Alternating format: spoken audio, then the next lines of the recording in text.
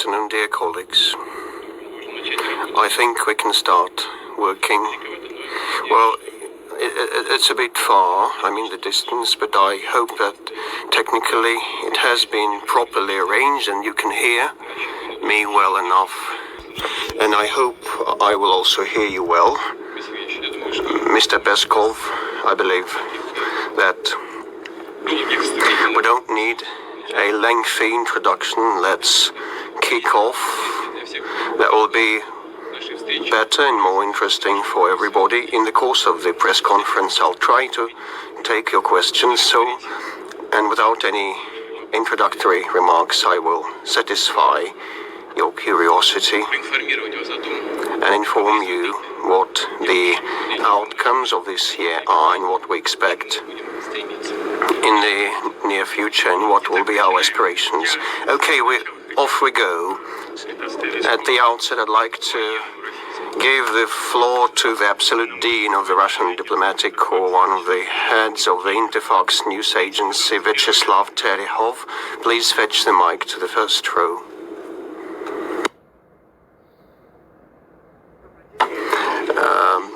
Good afternoon, Mr. President. Well, that will be my volume will be a bit muted or mixed or dampened. You said that you will tell us a word about the economic development. So, this past 2 years we have been waging a global war against COVID, and now it's going to be a war against Omicron. So how that impacted the economy of our country, and how can we get out of that pit? Are there any enablers or drivers?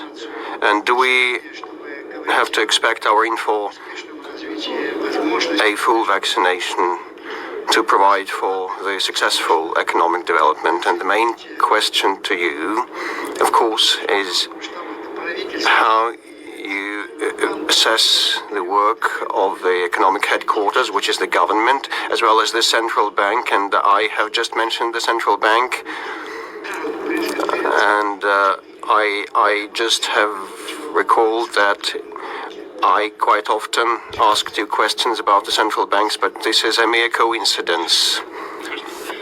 Thank you.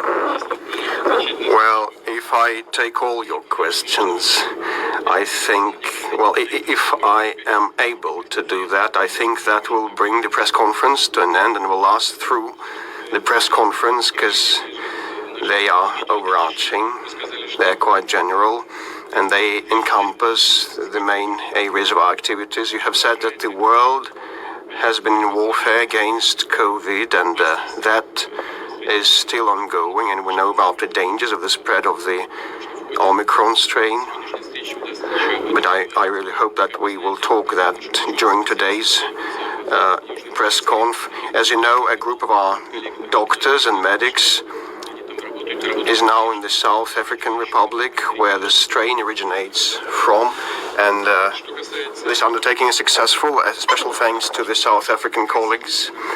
Well, with respect to the impact on the Russian economy and what we expect in near future, well, we also talked a lot about that, and definitely our economy being faced off with the COVID challenge and the forced restrictions in our economy and the social sphere, and I will talk about that at length today. So still, we turned more mobilized and prepared for such shocks than many other developed and advanced economies. If you take 5, 7 leading economies, or even G20, our economy fell by around 3%, which is much better than other leading economies, and we recovered at a much faster pace. And you know the figures. Last year we could speak about the nascent trends, and now I have a chart in front of me with some numbers. Not to invent things, the GDP growth is expected at 4.5%. This year. As of October, it was 4.3. The industrial output increases by 5%, and the processing industries by 5.2%. The crops of grains this year are a bit below the previous levels. 123 million tons versus 135 last year. That is a very good outcome and will be self-sufficient and will have a lot of capability for exports. The fixed investments are at 7.6% as of November, and as of 2021 we'll have a 6% rise. Last year we had a slump of 1.4, and our construction has been doing quite well. 90 million of new square meters built for the first time ever in our news history. And I'd like to congratulate all the construction workers, all the personnel, the construction personnel, and the managers and everybody.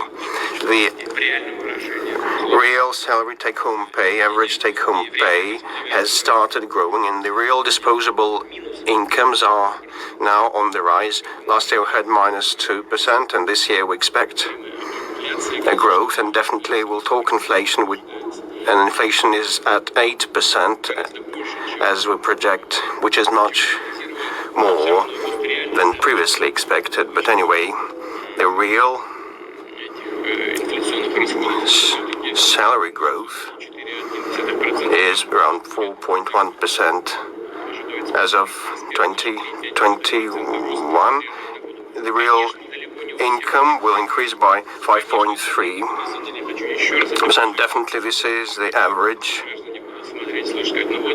indicators. Well, we do have, for the sake of statistics, to handle average values and numbers, to have some benchmarks, and we'll talk our incomes and livelihoods in greater detail.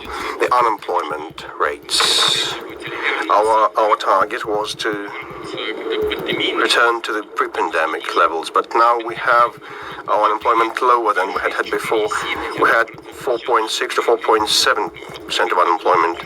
Now it's 4.3 or 4.4% in 2021, which is a very good parameter of the overall economic performance.